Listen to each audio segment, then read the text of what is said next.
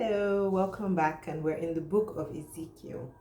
Now, Ezekiel was a priest who was exiled to Babylon in the first deportation. That was the deportation that went on during the time of King Joachim.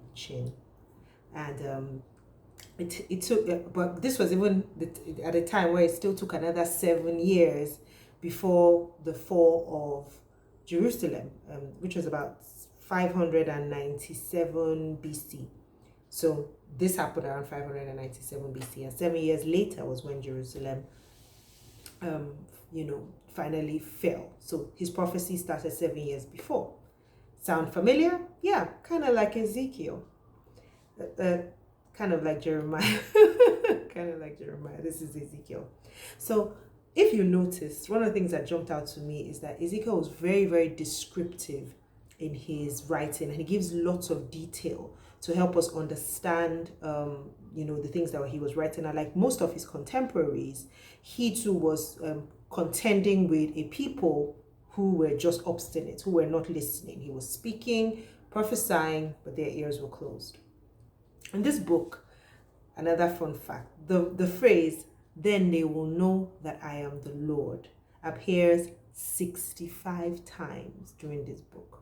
So that should just even set the stage that the Lord is like, right now, I mean business. This is what I'm going to do, and I will do it so that you can know who I am. Now, in chapter 1, Ezekiel's vision was incredible.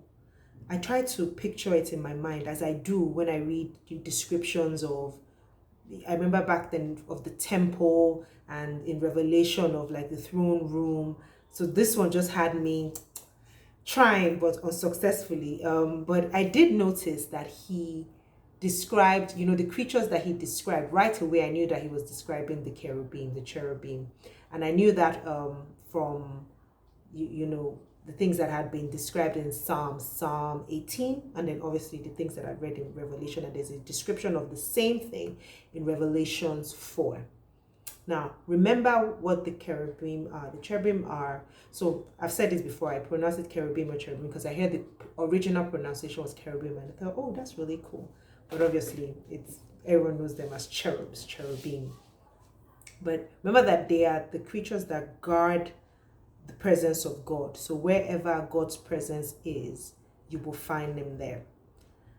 Now, God's first assignment to Ezekiel was to speak to the exiles from Judah, which was a very tough task because their hearts were really, really hardened, and they wouldn't listen to him. And God had already told him that they wouldn't listen to him, as they didn't listen to any of his contemporaries before him. So the Spirit of the Lord transported him to exiles who lived in Tel Aviv, near Kibar River.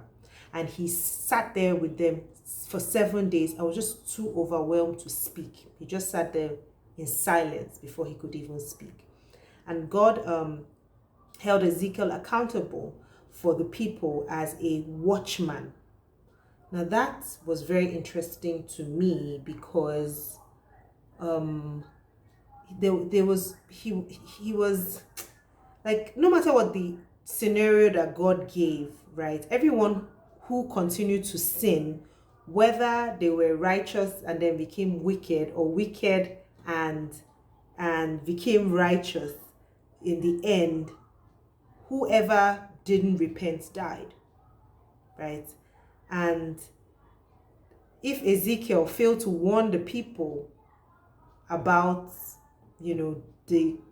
repenting or being disobedient, he was held accountable as well. So that was really one thing that really jumped out at me, because sometimes we as Christians just believe that, oh, I'm a Christian, oh, I know God, so I can sin, I can sin, there will be grace. But even if you've been everything that you've been and you don't repent and you die, just like it says, in the end, you'll be held accountable for your sin. Same way, someone who has been wicked their whole life, and maybe at the point of death they repent, then they get forgiven. So it was a really, standout lesson for me.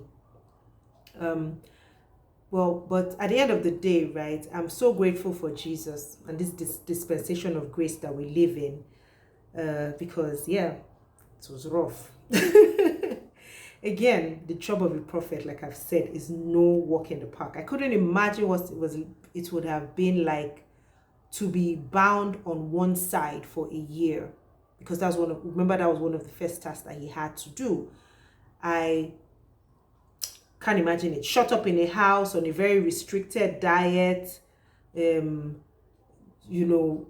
unable to speak, especially after being warned to be a watchman over the people, knowing that I'm accountable for them, but then I can't speak and I have to lie for word. It's like hot tears.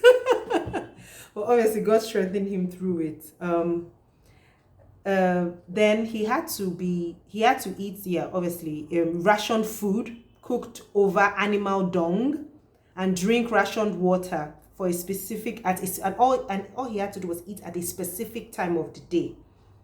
Alas, there was purpose in everything that he was doing, and Ezekiel bore the burdens of the people physically and in typification of what they were going to go through during the siege and the exile. So he bore those burdens spiritually and physically.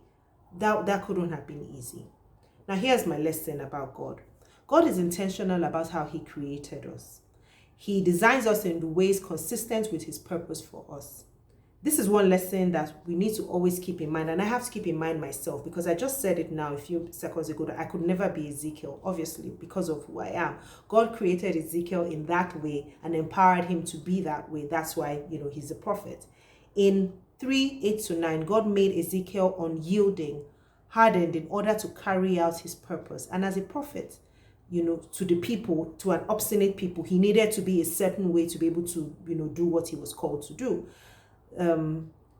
So he made us all different. God made us all different, just as he has made you too. We're all created for a purpose, and for us to have a good life, we must surrender our personalities for him to use. So sometimes we find that we are a certain way and we try and fight, and say, I don't want to be that way. Perhaps maybe God made you that way for a purpose. So it's really about surrendering to him to make sure that you are being used fit for the purpose for which he created you. Isn't that interesting? Isn't that like an interesting lesson? I found it interesting. Hope you did too. So yeah, we're journeying into Ezekiel. So I'll see you here tomorrow. Have a good day. Bye.